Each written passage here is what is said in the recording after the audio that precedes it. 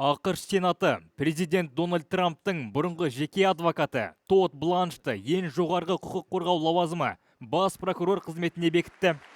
Мемлекеттік қызметке келгенге дейін Трамптың бірнеше қылмыстық сот процесінде жеке адвокаты болған. Бланш бұған дейін де бұл лауазымды уақытша атқарып келген еді. On this vote, the yeas are 50, the nays are 49. The nomination is confirmed.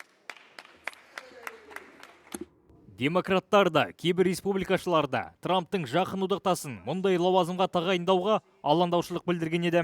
Әділет министрлігі тарихи тұрғыдан Ақ үйден тәуелсіздігін мақтан тұтып келген. Екі республикашыл сенатор барлық демократтарға қосылып, Бланштың кандидатурасына қарсы шықты. Бланш Трамп өткен жылы Ақ үйге қайта оралып, құқық қорғау органын өзінің саяси қарсыластарын тергеуге пайдалану ниетін білдіргеннен бері бекітілген екінші бас прокурор.